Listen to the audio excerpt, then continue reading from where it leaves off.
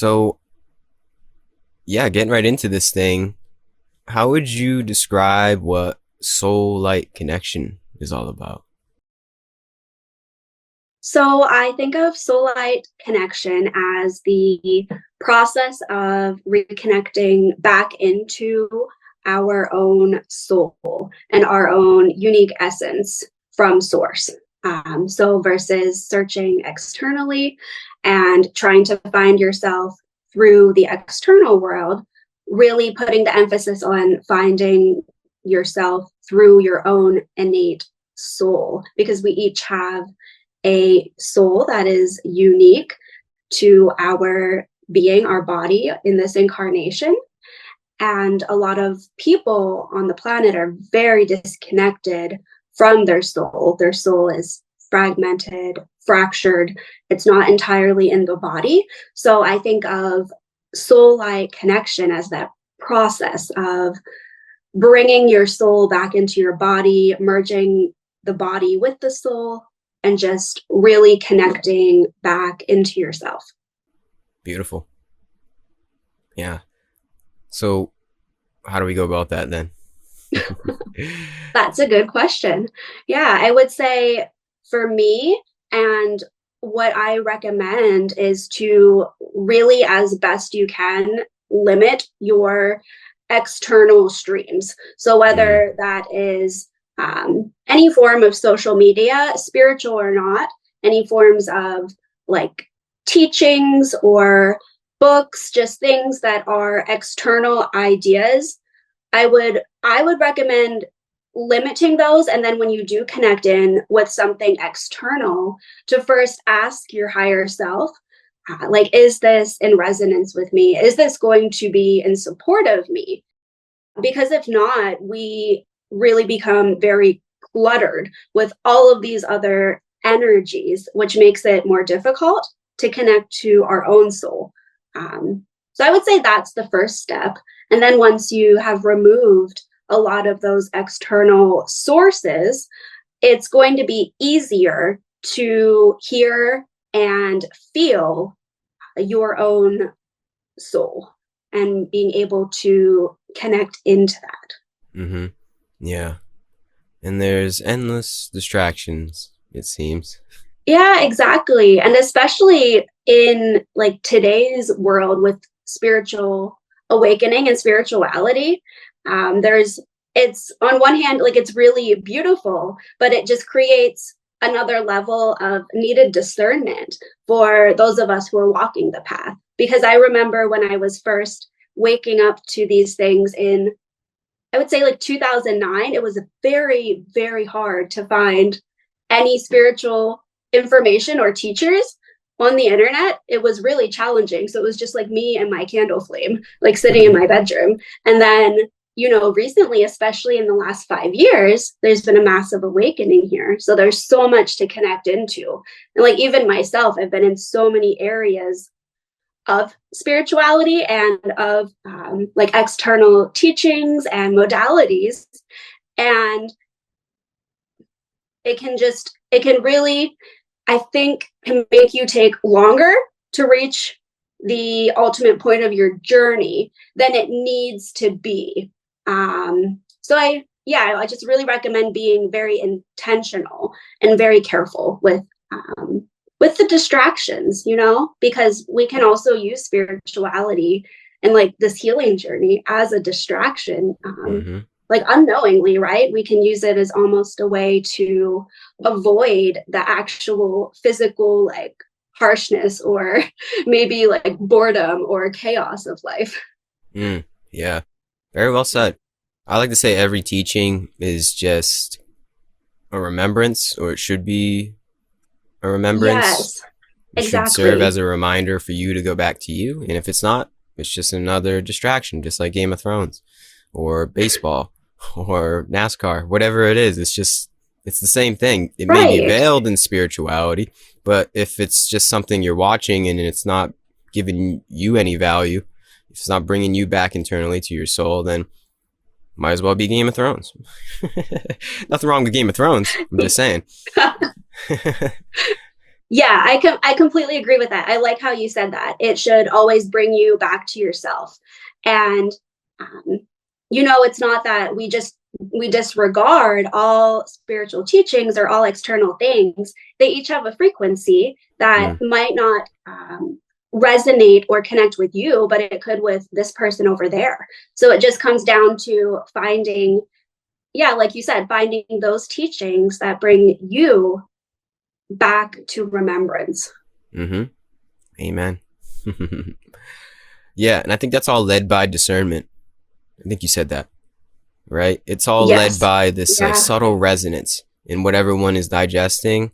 I find when one goes deeper inwardly, then that inward reflection toward the outward is just a stronger pull or a stronger what's the opposite of pull? A push. Like it's either like, so what I'm trying to say, like the inner journey and the outer journey become one, and the more you go within, the easier it is to know what is without. It's easier to know if it's good or bad for you, I guess is what I'm trying to say, from that intuitive Yes. sense, that intuitive discernment, that guidance. And yeah, you just know. I don't know how else to explain it. It's a knowing beyond words. It's just like this, for me, it's like this ping in my head or my heart that's just like yes or no. Is this good for me at this point, or is this bad for me at this point? And it becomes so apparent. It becomes so apparent, you Hmm. know? Yeah. And now, would you say that is the soul? Because you did say soul, and then you said higher self. Are those synonymous terms, would you say, or is that slightly different in your explanation? For me, that's a good question that I actually never thought of so tangibly. But I would say, yeah, for me, they would be synonymous because I think of the higher self as being that higher aspect of us that is all knowing and holds all versions of us and all aspects and dimensions. And I would say that, yeah, I would say that they could be one and the same or interchangeable. What do you think? Mm, I think so. Yeah. I mean, there's many different labels. You could say the soul, the higher self, the guru, the Holy Spirit. There's a lot of different labels for it, but I think it's just something innate that you feel. It doesn't really matter what you call Yes. it, but once you feel it, you're like, oh, this is it. And it's some sort of higher intelligence, something that goes beyond the mind. The mind doesn't disappear, it just knows how to discern. I think it's the booty mind. That's another label for it. It's something that discerns on what the mind presents to us in whatever flavor comes about. So I think that's the essence of it. Yeah, it's just like this higher judgment, a more Hmm. sound judgment that goes beyond words. It goes beyond the endless mutterings of the mind. That's how I would describe it. Yeah, yeah, I like that explanation. Like the us that has transcended our ego, our mind, our wounding, our pain, and that is just sort of basking in that presence of source, or once again, many names. Many, many names. Yeah. And it all has to do with a guidance, I think I already said, toward living with source or God. Like you live in a godly sense, like this, because I always like to ask people, like, okay, so you have this discernment, you have this guidance. What does it lead to in one's life? Like where is this will, this universal will guiding us?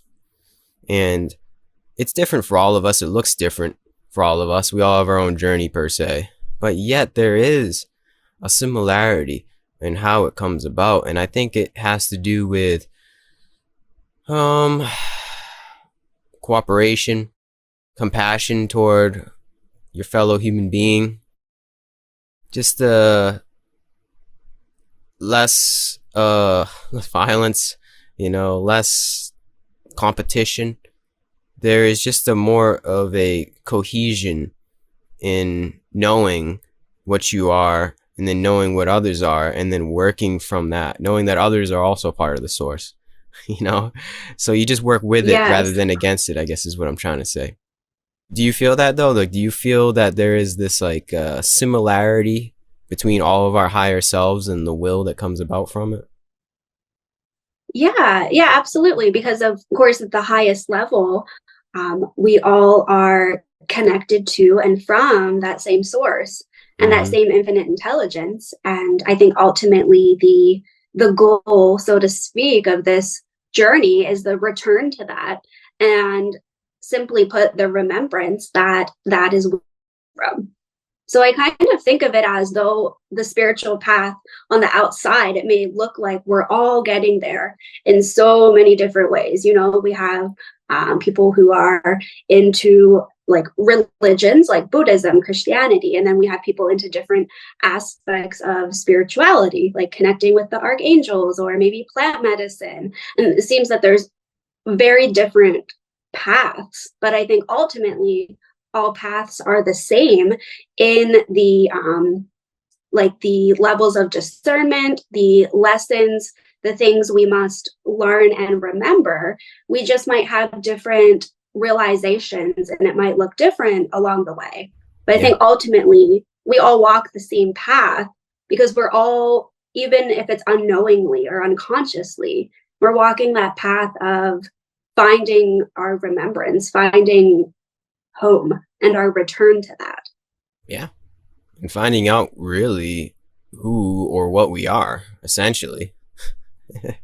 And that's past the label of who you are as the body, like who we are.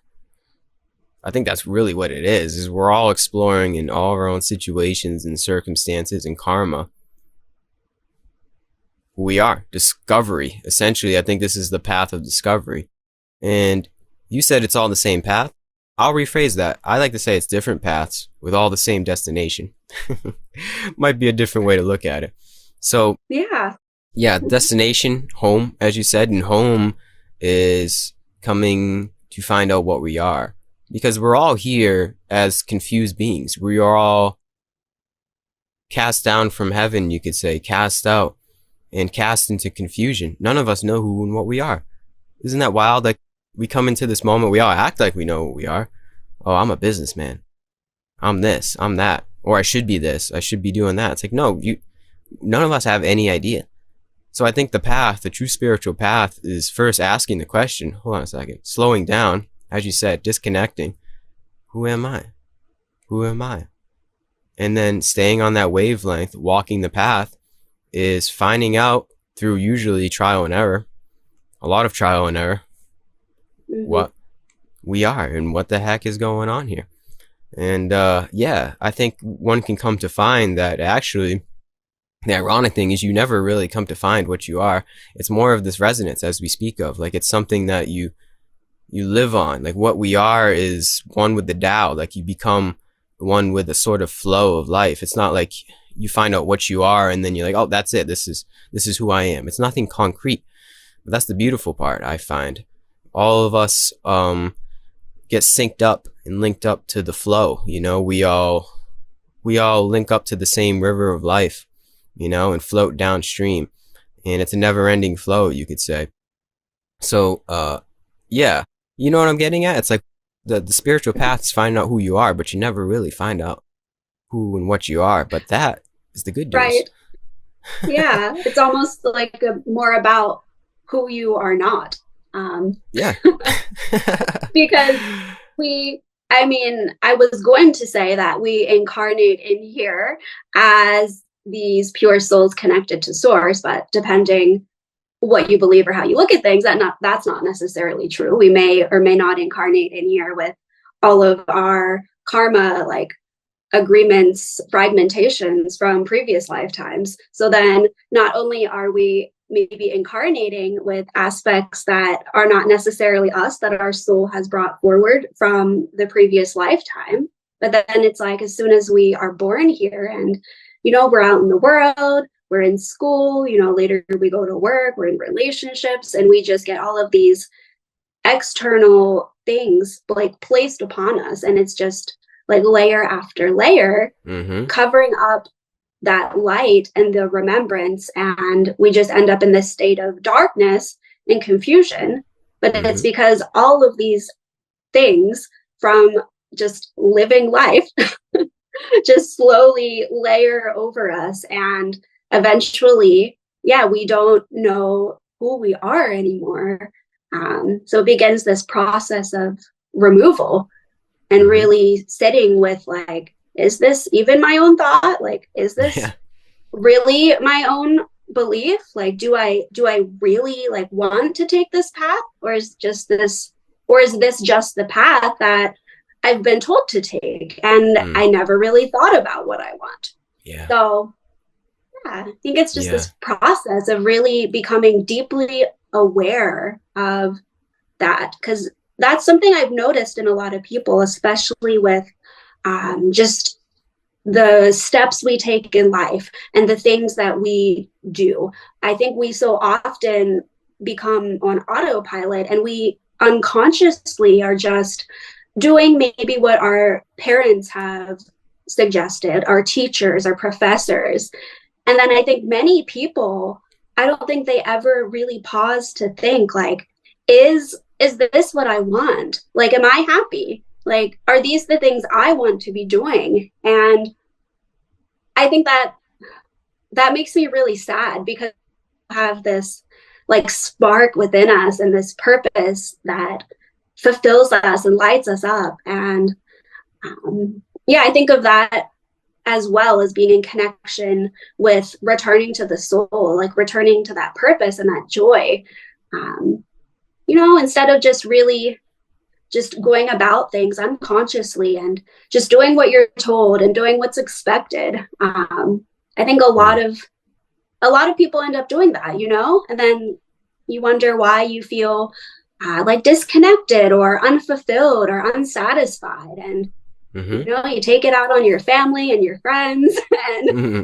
when really, you don't realize that it's all pointing you in towards yourself. It's asking you um, to be more aware, to honor yourself and to show up as the light that you are. But it's pretty challenging, especially It's definitely in this challenging. this world that we're in. Everything that is around us, it's very challenging to stay aware and Mm.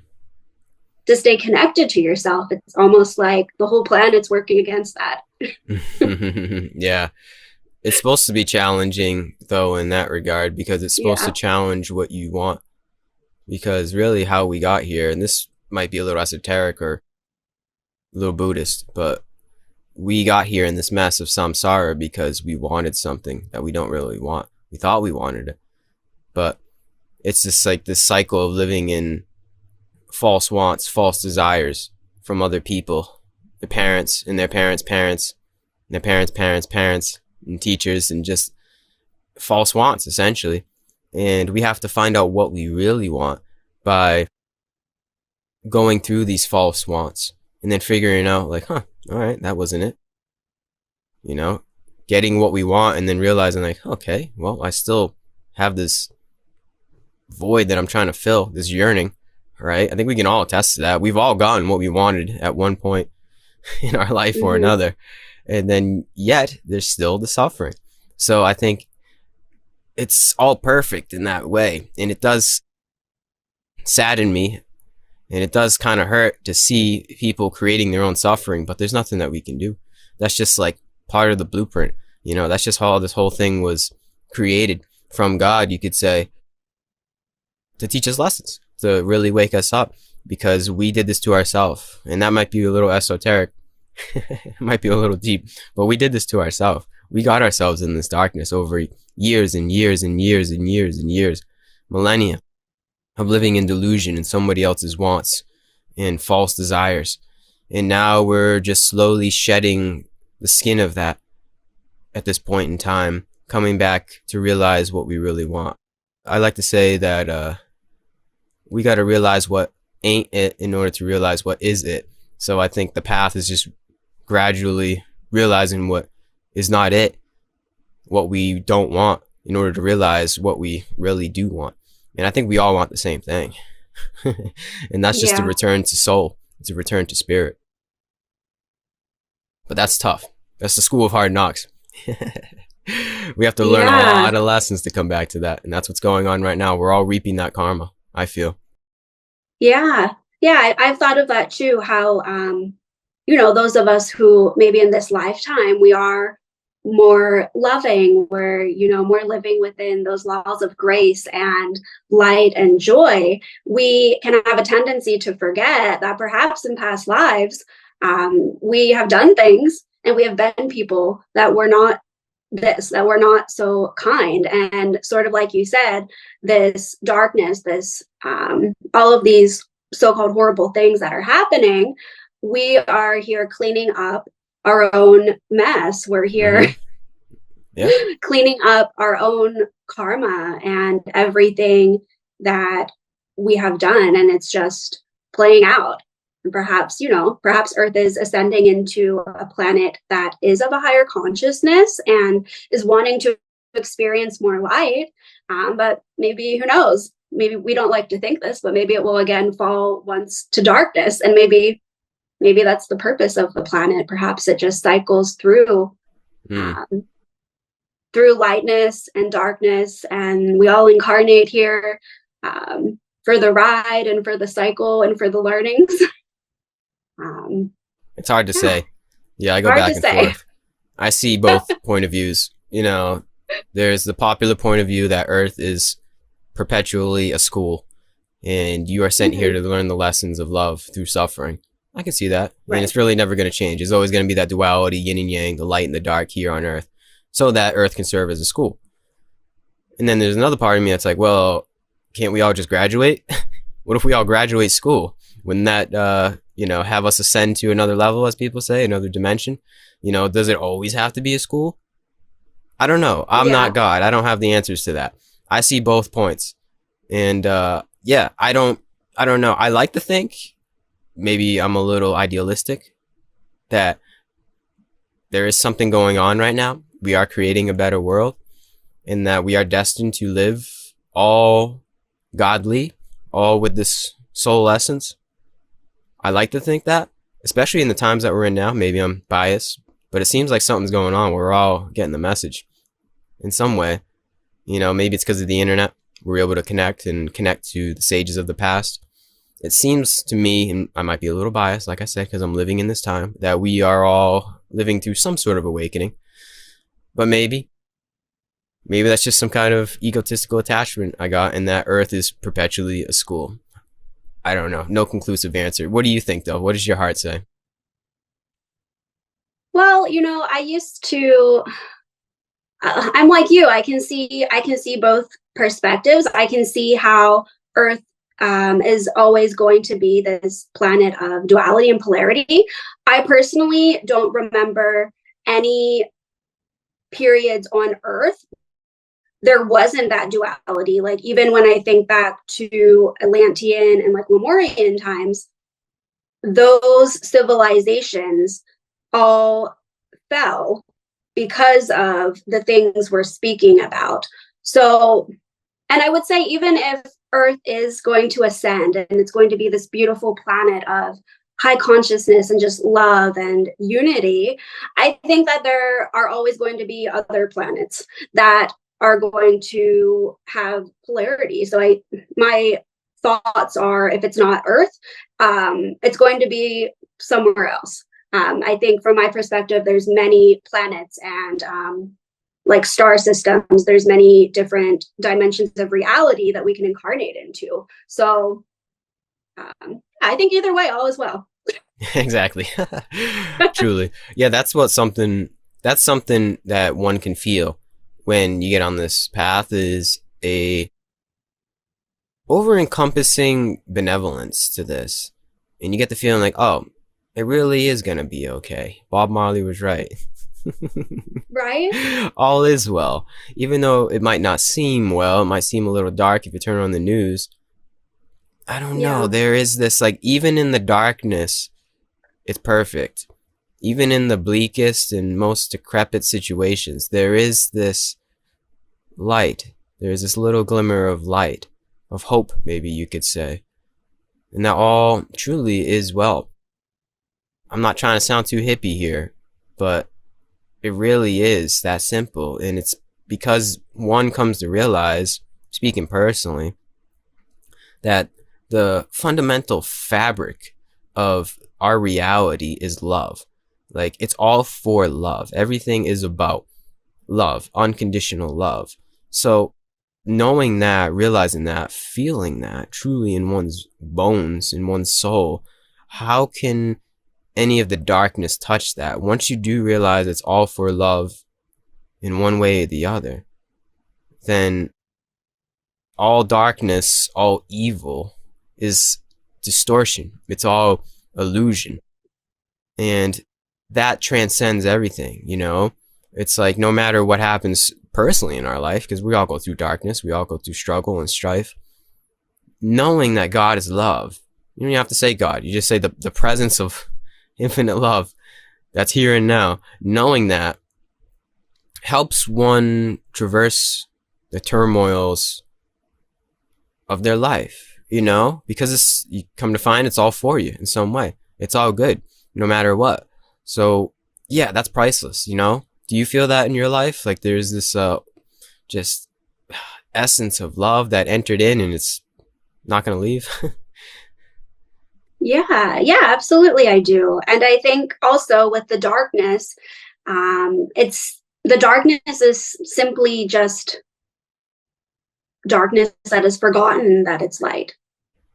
That's good. You know, because if there's only one source of creation, you know, then even the darkness is from God. Even the Mm, darkness is from that same infinite intelligence, and it's just forgotten source, you know, like we're all in varying levels of that separation and that lack of remembrance.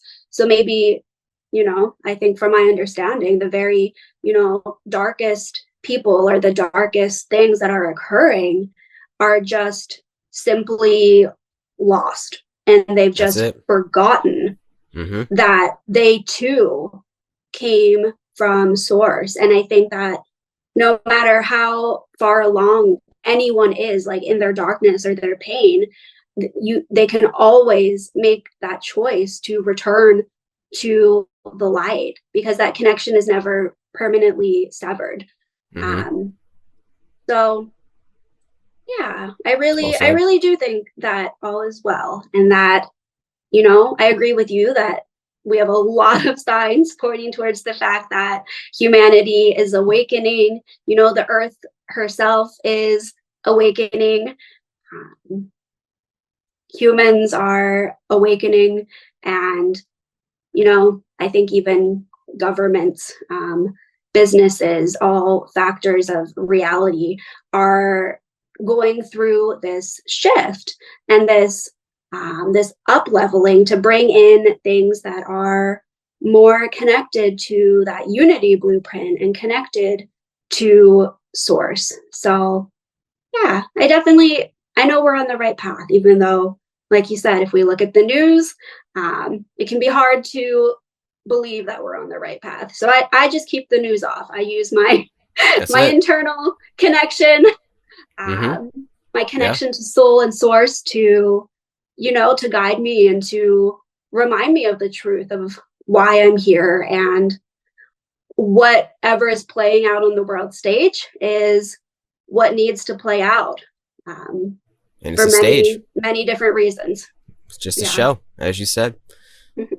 Yeah. That's how we started the conversation. You just got to know what to tune into. If you're tuning into the wrong things, you're going to get the wrong messages. But if you're tuning into yourself, you're going to get the right messages. You should, at least. Yeah. Yeah, exactly. Yeah. Yeah. And all evil, I like to say, is just ignorance. At the end of the day, it really is just even the most darkest person you can think of. They're just ignorant. They're just truly Yeah, ignorant of this fact. right. Or, you know, we have people here who have gone through a lot of times, you know, there's been so much suffering and like fragmentation. And if we go back to having the soul or the higher self in the body, that is, if that's how we connect to source, if that's how we feel and connect to love, and if whenever we experience a trauma, um, from my experience, when we go through a trauma or something challenging, something that really hurts, our soul will actually fraction off Mm. and leave the body. So I would say almost 100% of the time, these people who are, we think of them as doing very dark things, just very like not good people. It's likely because a lot of their soul maybe isn't even in their body. They've had Mm. so many experiences that have disconnected them from that. And Wow. then I guess this is a whole other level, but when we have those experiences where our soul has fractioned off because we have gone through something so traumatic, that also leaves a gateway for things that are not source, all of these energies and distortions and frequencies around us to like come into the body. So then, it's like instead of the soul, we just have all of these different like frequencies or programs like running the person because they've gone through so much pain that they've lost that connection to source. So it's, yeah, I think it's very multi-layered and complex. So it's like I have a lot of compassion for these people because often they've gone through so much pain and so much suffering, that we can maybe see how they got to where they did. But then it's like, how do we help those people like reconnect back into their souls? Like, how do we help them heal? um, Mm-hmm. Yeah. And I think that's what people who work in like counseling and social work and in the schools, we're doing unknowingly. Because for me, from on a spiritual level, it's like this is what's happening. You're going through a trauma in this in a spiritual level, the soul's leaving the body. The higher self isn't coming in. You don't have all of those mechanisms in place to connect you to source. But then on like a human level, you need to work through this relationship you went through or your parents' divorce. And it's like we have to take care, as we take care of the physical components, the spiritual components sort of fall into place and the soul Yeah. comes back into the body and more light is able to enter as we make space for it. Mm-hmm. Um, so, Mm. yeah. Yeah, you just described trauma pretty much. And I got Right. this image of like whenever the trauma happened, you like leave a part of your soul. Like I got this almost like a movie of somebody like taking a part of their soul and leaving it in that moment. It seems like that's what Yeah. happens. Or Right. maybe just in that moment you create a cutoff because you're cutting off the pain. That's what pretty much what it is. But as you cut Absolutely. off Yeah. the association with pain, you're cutting off a part of your purity, your innocence. And it Hmm. usually comes from childhood, right? I think a lot of us Yeah. can attest. Most of our trauma comes from unknowingly our childhood, and that's something that we return to in this path. Is we return to the innocence of our childhood so that we can play. The essence of soul is play. I feel it's an innocent play that we come back to. Yeah. Yeah, we just That have to, makes me think that's of this go ahead. that Sorry. Bible verse that says those who oh, now I'm gonna butcher it, but it's something I got like it. It's unless you you must become be like like children. children. Yeah, those Mm-hmm. who are like children will shall enter the kingdom of heaven. Mm-hmm. Or be like young children, and you Mm-hmm. shall enter and have the kingdom of heaven. That's it, truly, and that's what they mean. Yeah, at a more psychological level, it is having to deal with your trauma. But in that Yeah, spiritual level, yeah, it just becomes more childlike, not childish, childlike, and more so innocent. Because I don't think children have any kind of ulterior motives. They're just so in the moment. They are connected to soul. There's something about a child that is, there's a sort of uniformity in children. And I think the uniformity is them being associated with source. They're just closer to source. They're not tainted as all of yeah, our adulthoods have become. Like we're tainted in some sort yeah. of way. So They yeah, don't have all those layers over top of them yet of all of yeah, their pain and suffering covering up their light. exactly. It's funny because we teach the children, but I think there's a lot we can learn from children if you know how to Oh, approach it, yeah, right? If you know how to look absolutely. at it Yeah, right. I have a 3-year-old niece, and she's literally like the light of my entire world. Like I spend probably 3 days a week with her, and she is just she just emanates like pure, unconditional love and joy. And just Mm-hmm. being around her is so healing. And I've seen how healing it is for everyone in my family. And it's like if you are open just a little bit to receive a child, like you said, they're so close to source still. They're so just pure and loving. And yeah, we, like you said, we often think we're teaching them, but really, yeah, children are such teachers and healers for us if we Mm-hmm. can be open to, to soften. Like she teaches me so many things. And if I'm feeling down, just like going to visit her, just her light just reminds me of like all that I am. And I just think that's so beautiful. Truly. In a realistic sense, I think that's how we change the world, how we get to this kingdom of heaven on earth, and how we ascend the dimensions, whatever you want to say about it. It's that we raise our children, right? And that may take a little time, but it's so that we never have to go through the spiritual process, right? You just stay spiritual Yeah. from childhood. There is no tainting. You raise your child so there's no trauma. And there's only so much you can do, obviously. But I think that's how we change as a people, is it starts with the children, man. That's something that a lot of people don't talk about. I feel like we all worry about our own path and journey. And yes, I understand that. But like if you really want to change as a species, as a consciousness, as humanity, is you become conscious parents and you raise that kid to not be like you, essentially, so you don't have to go through the struggle and strife that you went through and have to shed the layers. It's like there's no layers to shed. You just raise them as pure as you can.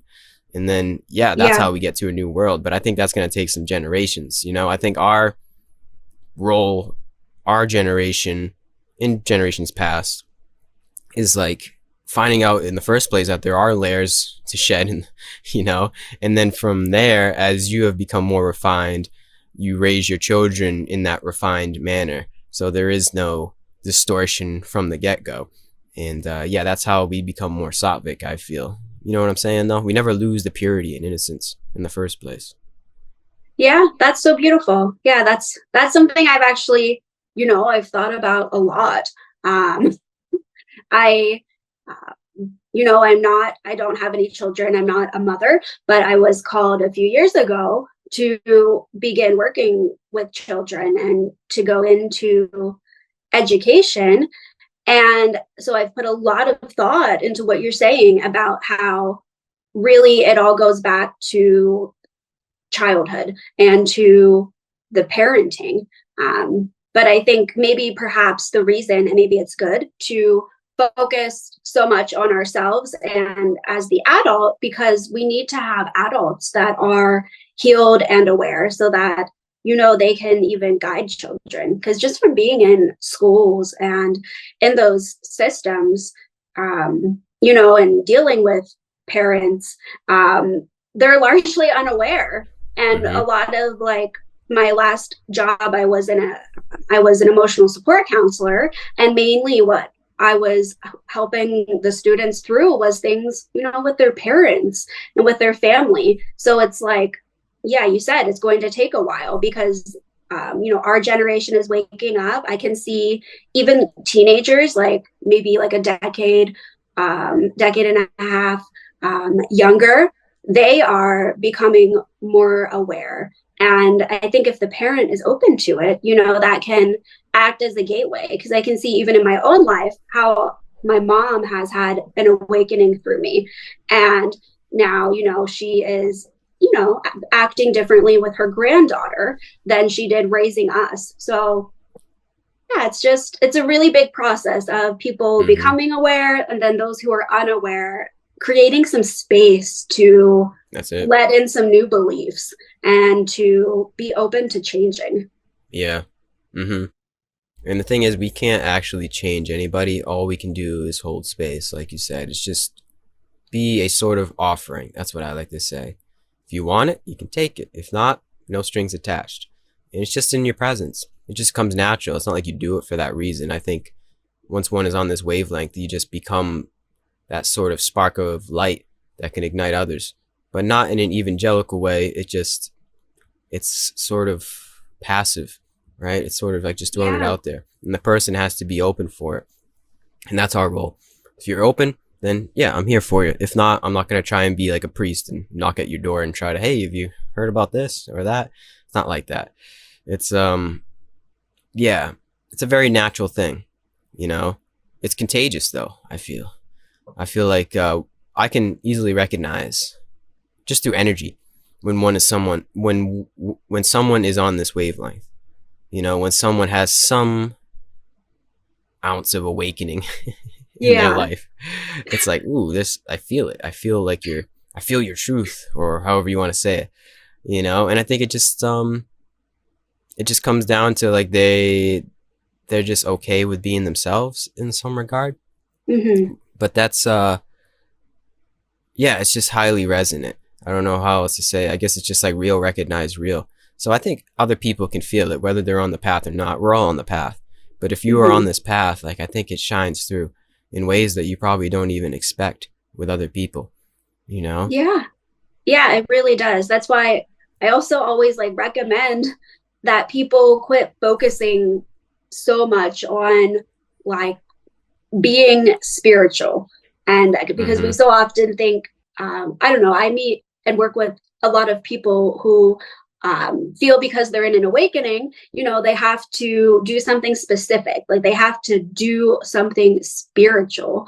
And that's really not true at all, because if every person awakening is only doing quote unquote spiritual things, how is the spirituality, how is this light, this consciousness getting into the other like 80% of the world?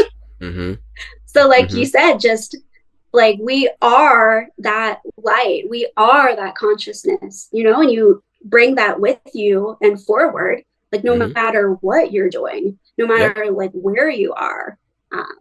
And it's so important. It's like more important than I think most people realize on their awakening journey.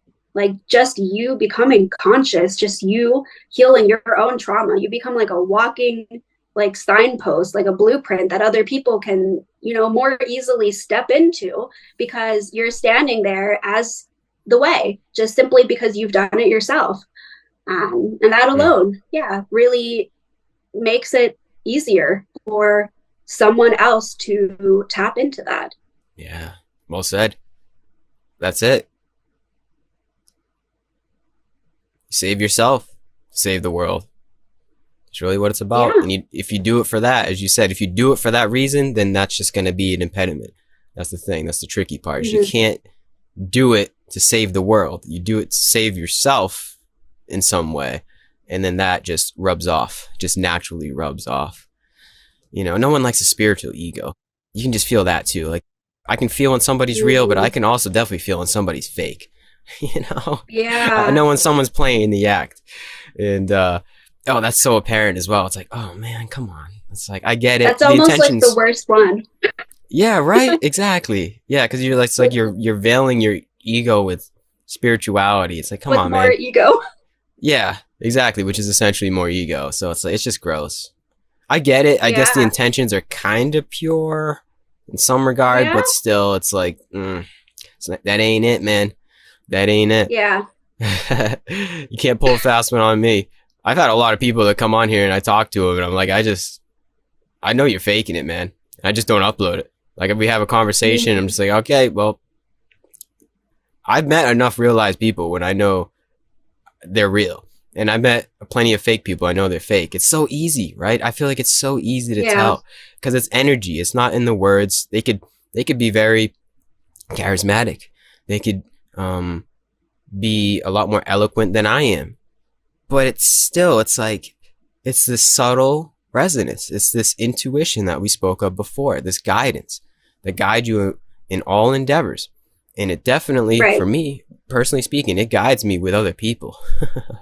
You know, it guides me to know who I should associate myself with and who I shouldn't associate myself with, and who is real in this understanding and who is just playing some kind of role as the guru, the wannabe guru. And that all Yeah. just comes naturally, you know. All of this just comes naturally to somebody on the path, naturally and very easily, very smoothly. You know, you get these cities, these sort of powers. It's almost like psychic powers in some kind of way. it's not like I can read minds, but I can read intentions. I can read energy. And yeah, it's pretty cool. Do you feel that? Like you can read people's energy a lot easier and you just kind of know, you just know things about people. Yeah, yeah, absolutely. And me, Yeah. I'm very clairvoyant, so I usually receive and know more than like I want to know, and I'm like Oh, closing geez. down my psychic and like metaphysical channels. Uh-huh. Yes. Uh-huh.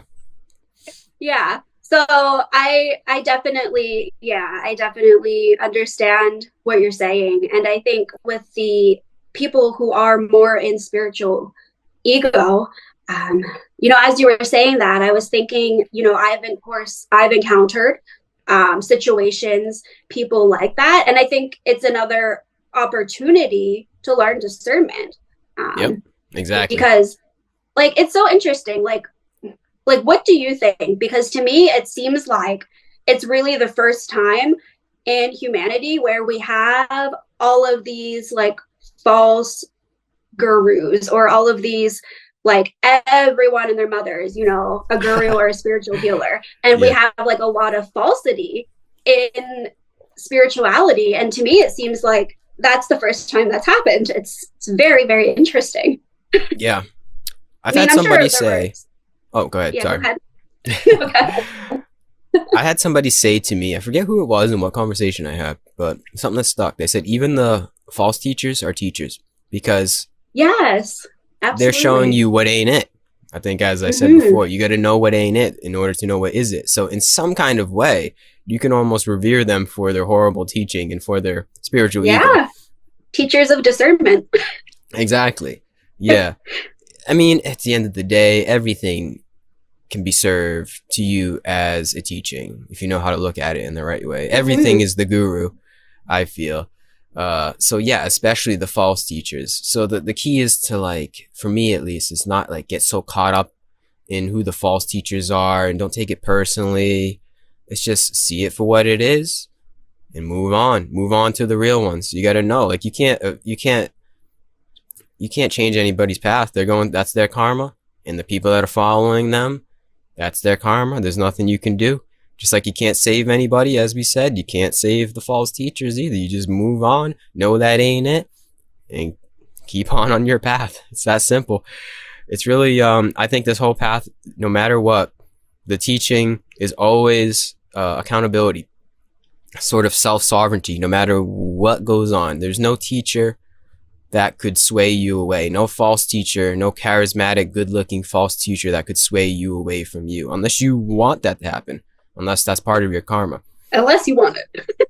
Exactly. Because that's the thing, is anyone that's bowing down to these false gurus, they deep down want to have this false savior in their life. It's this like Yeah, weird false relationship between a false disciple and a false guru. And they both yeah, like working on the similar karma in that way. So yeah. right. Yeah. It's Yeah. interesting. Even in spiritual worlds, we see these things, and people, like, I liked what you said about people wanting a savior, because Mm-hmm. it's like everyone does, people look to their parents to be, their savior, even until they're too old to do so. Then maybe they later look to like professors or bosses Or Jesus. or people they're in a relationship with, the Yeah. government. And it's like, yeah, even in spirituality, people are still just looking outside of themselves. Yep. And I guess if you look hard enough in every facet of reality, you can find someone to be your savior. And Yep. just hope that, at the end of your time here, hopefully they end up leading you back to yourself. Um, Mm-hmm. but yeah, it's just interesting. I think a lot of times people think that once they're in spirituality, like no matter what they're doing, no matter what it is, they're just like, I'm good. I'm spiritual now. Like, I'm good. But really, what you said just illustrated how those same pitfalls you're just moving through, but in a way that looks prettier or maybe looks higher conscious, but Mm-hmm. you're still just learning the same things, just on a different stage. That's it. Yep. Mm-hmm. That's it. It's just all about you. It's all about coming back home into you, no matter what. I think, as we said in the beginning, if the teacher or teaching is not serving as a reminder for you to go back to you, if this podcast is not serving as a reminder for anybody listening to go back into yourself, then it's just a distraction. So I think on that note, we can probably wrap it up. We might have said everything we needed to say in that regard. So yeah, but do you have anything that you want to say and get off your chest before we stop recording? Let me see here.